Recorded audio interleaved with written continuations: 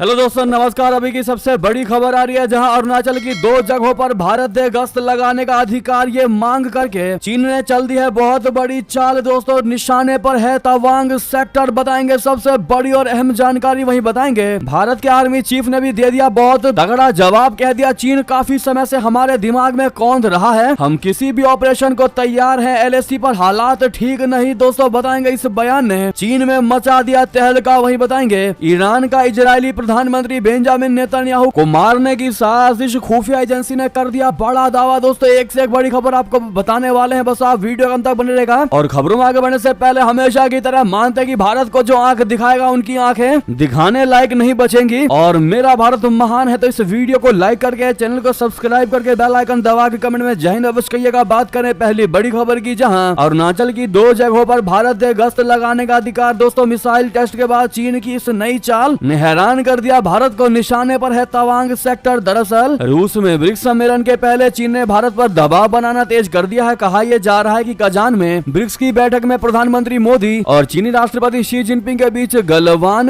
हिंसा के बाद पहली बार शिखर बैठक हो सकती है। इस बीच दोनों देशों ने तनाव को कम करने के लिए लद्दाख में चल रहे सीमा विवाद पर अहम बैठक की है। कहा यह जा रहा है कि कई मुद्दों पर आने वाले समय में सहमति बन सकती है। इस बीच चीनी ड्रैगन ने नई चाल चल दी है, जिसे मानना भारत के लिए असंभव होगा। चीनी वार्ताकारों ने भारत से मांग की है कि वो अपने अरुणाचल प्रदेश के 2 संवेदनशील इलाकों में चीनी सेना को गश्त लगाने की अनुमति दे। चीन ने ये मांग तब की है जब उसने लद्दाख के पास काराकोरम पठार में क्रूज मिसाइल को मार गिराने का टेस्ट किया है। दोस्तों, द ट्रिब्यून की रिपोर्ट के मुताबिक चीन चाहता है कि भारत उसे यांग तशी इलाके में गश्त लगाने का अधिकार दे, जो तवांग का पूर्वोत्तर इलाका है। इसी इलाके में दिसंबर 2022 में दोनों ही पक्षों के बीच खूनी लड़ाई हो चुकी है। तो वहीं दूसरी जगह मध्य अरुणाचल में सुबान सीरी नदी घाटी है। इन दोनों ही जगहों पर दशकों पर भारतीय सेना का पूरी तरह से कब्जा है। चीन ने यह हालिया मांग पिछले 4 साल में दोनों देशों के बीच 21 दौर की बातचीत के बाद किया है। इस बातचीत में पूर्वी लद्दाख में LAC को लेकर चल रहे विवाद पर चर्चा हुई। दोस्तों, ऐसे में आपकी जानकारी के लिए आपको बता दें कि अरुणाचल के इन दोनों ही जगहों पर चीन कई बार घुसने का प्रयास कर चुका है, लेकिन भारत ने रोक रखा है। चीन ने यह मांग ऐसे समय पर किया है जब उसने बातचीत वाले दिन ही क्रूज मिसाइल को मार गिराने का टेस्ट किया है। चीन चाहता है कि बातचीत के दौरान भारत पर दबाव बनाया जाए, साथ ही अपनी ताकत को भी दिखाया जाए। भारत ने चीन को जवाब देने के लिए ब्रह्मोस क्रूज मिसाइल को तैनात किया है। चीन लंबे समय से तवांग पर अपना दावा करता रहा है। अब नई मांग से तनाव सुलझने के आसार कम दिखाई दे रहे हैं। वहीं आपको बता दें, चीन की इस चाल पर भारत से भी बड़ा जवाब आया है। दोस्तों, चीन से विवाद पर आर्मी चीफ ने बड़ी बात कह दी। कहा LAC पर हालात ठीक नहीं, किसी भी ऑपरेशन को तैयार है हमारी सेना। दरअसल army chief general Upendra Dwivedi ने मंगलवार को कहा कि पूर्वी लद्दाख में भारत और चीन की सीमा पर हालात स्थिर जरूर हैं, लेकिन सामान्य नहीं है। उन्होंने कहा कि LAC पर अब भी स्थिति संवेदनशील है। इंडियन आर्मी की तरफ से think tank centre for land warfare studies के सहयोग से आयोजित चाणक्य डिफेंस डायलॉग 2024 के दौरान उन्होंने ये बात कही। आर्मी चीफ ने कहा कि भारत और चीन के इस तनाव के बीच सबसे ज्यादा विश्वास का नुकसान हुआ है। भारत चाहता है कि बातचीत के जरिए विवाद का हल निकाला जाए और अप्रैल 2020 की यथास्थिति बनी रहे। जनरल द्विवेदी ने कहा कि हम क्या चाहते हैं, हम चाहते हैं कि अप्रैल 2020 से पहले जैसी ही स्थिति थी वो पुनः स्थापित हो, चाहे वो जमीन पर कब्जे की बात हो या फिर पेट्रोलिंग और बफर जोन की। हम लोग किसी भी स्थिति का सामना करने के लिए पूरी तरह तैयार हैं। ये बात जो दोस्तों इन्होंने कही है, वाकई में हर एक भारतीयों को जिन्होंने भी इनका ये बयान सुना उनके अंदर एक एनर्जी सी जरूर भर गई। बताइएगा जरूर दोस्तों आपकी क्या राय है इस पर। तो वहीं बता दें, प्रधानमंत्री मोदी की गुगली से झुकी पड़ोसी देश की सेना विद्रोहियों से समझौते को तैयार, पर अब बातचीत से नहीं बनेगी बात। जी हां, जहां एक तरफ पाकिस्तान में सेना डेमोक्रेसी का नाटक करते हुए बैकडोर से देश की सरकार चला रही है, वहीं दूसरी तरफ भारत का एक पड़ोसी देश ऐसा भी है जहां पिछले 3 साल से सीधे तौर पर सेना सत्ता पर कब्जा करके बैठी है। हम बात कर रहे हैं म्यांमार की आंग सान सू की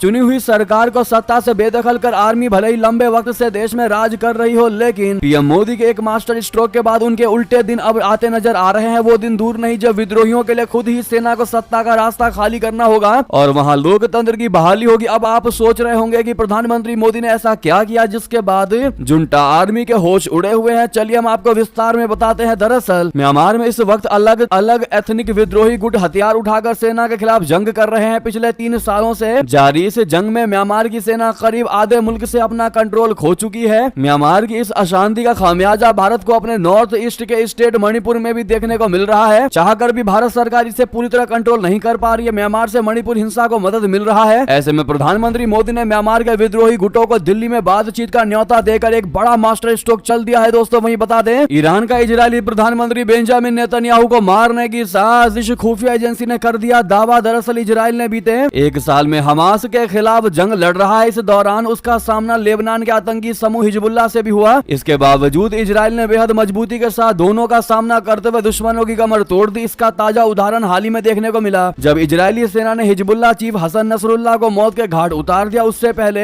हमास चीफ इस्माइल हानिया को भी मार गिराया गया। इन सब के बीच इजरायली सुरक्षा एजेंसी शिन बेत ने जानकारी दी कि उन्होंने आखिरी समय में ईरान के कई हमलों को नाकाम किया। उन्होंने बताया कि हाल ही में एक 73 वर्षीय मोमी अमान नाम के इजरायली शख्स को गिरफ्तार भी किया गया है, जिसे ईरान ने प्रधानमंत्री बेंजामिन नेतन्याहू समेत कई बड़े लोगों को मारने में मदद पहुंचाने का काम सौंपा था। दोस्तों बता दें कि इजराइल द्वारा ईरान को जो नुकसान पहुंचा है उसे ईरान बुरी तरह से बौखला गया है। वो जल्द से जल्द बदला लेने का प्लान कर रहा है। खुद इजराइल ने भी इस बात को कबूला है कि ईरान अब कत्लेआम करने के मूड में आ चुका है। इसके लिए ईरान लगातार साजिशें रच रहा है। तो वहीं आपको ये भी बता दें, एक तरफ ईरान इजरायली पीएम नेतन्याहू को मरवाना चाहता है, तो वहीं दूसरी ओर एक बड़ा खुलासा किया है ईरान ने कि इजराइल का जासूस ईरान की खुफिया एजेंसी का टॉप ऑफिसर निकला है। दोस्तों जंग के बीच पूर्व राष्ट्रपति ने सबसे बड़ा खुलासा ये किया है। बता दें, ईरान के पूर्व राष्ट्रपति महमूद अहमदीनेजाद ने बड़ा दावा किया है। पूर्व राष्ट्रपति ने CNN तुर्क को दिए इंटरव्यू में बताया है कि तेहरान की खुफिया एजेंसी का चीफ दरअसल इजराइल का जासूस था, जिसके ऊपर इजराइल की जासूसी रोकने का जिम्मा था। अहमदीनेजाद ने कहा कि 2021 तक ये साफ हो गया था कि ईरान की जासूसी रोकने के लिए जिम्मेदार अफसर खुद ही मोसाद का एजेंट है। उन्होंने कहा कि इजराइल ईरान में बहुत ही संगठित तरीके से काम करता है। वो सीधे तौर पर जानकारियां इकट्ठा कर सकता है। जिस आदमी को इजरायली इंटेलिजेंस से पार पाने की जिम्मेदारी सौंपी गई थी वो खुद ही मोसाद का एजेंट था। यानी कि दोस्तों ईरान अपने एजेंट्स को खुफिया तंत्रों को इजराइल में भेज रहा है। तो वहीं इजराइल भी पीछे नहीं है। आप जानते ही हैं, इजराइल भी अब पूरी कोशिश में लगा हुआ है ईरान को बर्बाद करने में। तो दोस्तों वहीं आपको बड़ी खबर बता दें, खालिस्तान निज्जर सब पर बातचीत। जी हां, कनाडा और भारत में पर्दे के पीछे चल रही है बैठ के रिश्ते बेहतर करने पर है जोर। दरअसल भारत और कनाडा के राजनयिकों के बीच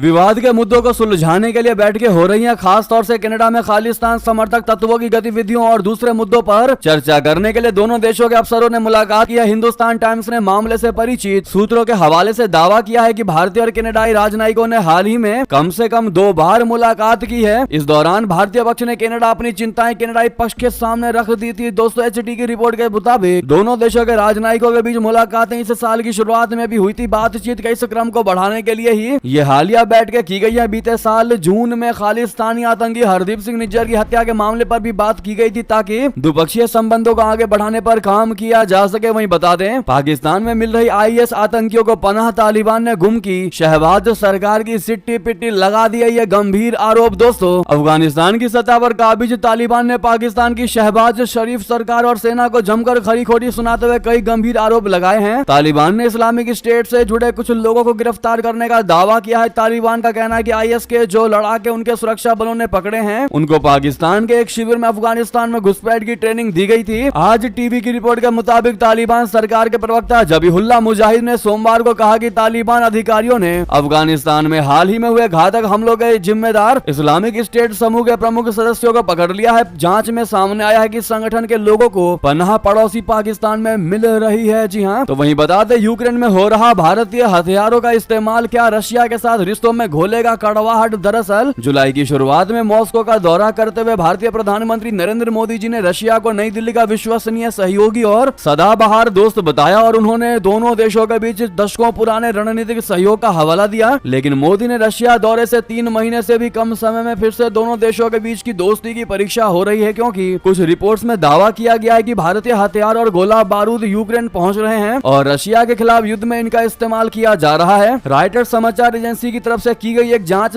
से पता चलता है कि इटली और चेक गणराज्य की तरफ से खरीदे गए भारतीय गोले यूक्रेन भेजे गए हैं। ये रिपोर्ट हाल के महीनों में सामने आई युद्ध क्षेत्र से आई कई तस्वीरों के बाद आई है, जिसमें दिखाया गया है कि रशिया के खिलाफ जवाबी कार्रवाई करने के लिए यूक्रेनी सेना भारतीय गोला बारूद का इस्तेमाल कर रही है। जी हां, जबकि भारत के विदेश मंत्रालय के प्रवक्ता रणधीर जायसवाल ने यूक्रेन की तरफ से भारतीय गोला बारूद के इस्तेमाल की रिपोर्ट्स को अटकलेबाजी और शरारतपूर्ण बताया है। उन्होंने इस बात से इनकार कर दिया कि भारत ने किसी भी नियम का उल्लंघन किया है, लेकिन यूक्रेन के शस्त्रागार में भारतीय गोले की मौजूदगी से विशेष रूप से इनकार नहीं किया। दोस्तों वहीं आपको बता दें, चीन के 75वें जन्मदिन पर शी जिनपिंग का ऐलान करेंगे युद्ध, कसम खाते हैं ताइवान को किसी भी कीमत पर चीन चीन में मिलाकर ही दम लेंगे। दोस्तों, चीन के राष्ट्रपति शी जिनपिंग ने कम्युनिस्ट चीन के 75वें जन्मदिन की पूर्व संध्या पर ताइवान के साथ पुनर्मिलन हासिल करने की फिर से कसम खाई है। वहीं बीजिंग ने राष्ट्रीय अवकाश की पूर्व संध्या पर अपनी सैन्य शक्ति का प्रदर्शन किया है। सोमवार को पीपुल्स रिपब्लिक की स्थापना का जश्न मनाने वाले एक राजकीय भोज में शी जिनपिंग ने अपने संबोधन का इस्तेमाल मातृभूमि के पूर्ण एकीकरण को हासिल करने के अपनी संकल्प के साथ किया है। चीनी सरकारी समाचार एजेंसी शिन्हुआ के मुताबिक बीजिंग में great hall of the people में उपस्थित हजारों लोगों को संबोधित करते हुए उन्होंने कहा, ये एक अपरिवर्तनीय प्रवृत्ति है, धार्मिकता का कारण है और लोगों की आम आकांक्षा है। इतिहास की यात्रा को कोई नहीं रोक सकता। चीन की सत्तारूढ़ कम्युनिस्ट पार्टी ताइवान पर अपना दावा करती है, हालांकि उसने कभी उस पर नियंत्रण नहीं किया है और उसने जरूरत पड़ने पर बलपूर्वक उसे चीन में मिलाने की कसम खाई है। लेकिन ताइवान खुद को एक स्वतंत्र देश मानता है और खुद को एक संप्रभु देश बताता है। दोस्तों, वहीं आपको बता दें, भारत से पंगा लेना पड़ा महंगा, अब नेपाल के सामने गिड़गिड़ाने को मजबूर हुआ बांग्लादेश। जी हाँ, बांग्लादेश की अंतरिम सरकार को भारत को तीखे तेवर दिखाना महंगा साबित हो रहा है। हालत ये है कि बांग्लादेश को अब 40 मेगावाट बिजली के लिए नेपाल के सामने गुहार लगानी पड़ रही है। दोस्तों, 4 अक्टूबर को बांग्लादेश और नेपाल सरकार के बीच इस डील पर हस्ताक्षर हो सकते हैं, लेकिन इस डील में बांग्लादेश और नेपाल के साथ साथ भारत की भी अहम भूमिका रहने वाली है। सूत्रों के मुताबिक ये एक त्रिपक्षीय समझौता होगा। इसके तहत बांग्लादेश भारतीय क्षेत्र के जरिए नेपाल से बिजली आयात करेगा। दोस्तों, भारत को आंख दिखाना वाकई में बहुत महंगा पड़ गया है बांग्लादेश को। बांग्लादेश में तख्ता पलट के बाद आई अंतरिम सरकार लगातार भारत को तीखे तेवर दिखा रही है, लेकिन पड़ोसी मुल्क की हालत ऐसी है कि अगर भारत मुंह मोड़ ले तो गंभीर आर्थिक संकट उत्पन्न हो जाएंगे। दरअसल बांग्लादेश की सरकार और भारत के अडानी पावर के बीच 2017 में 25 साल के लिए बिजली सप्लाई का सौदा हुआ था, लेकिन जुलाई तक बांग्लादेश सरकार पर करीब 800 मिलियन का भुगतान बकाया हो गया। दोस्तों, वहीं आपको बता दें, इतना ही नहीं, दुर्गा पूजा को मंजूरी मिलेगी या नहीं मिलेगी बांग्लादेश में अब कर दिया गया है साफ। हिंसा पर बोला, हिंदुओं से ज्यादा मुसलमानों पर हुए हैं हमले। दोस्तों,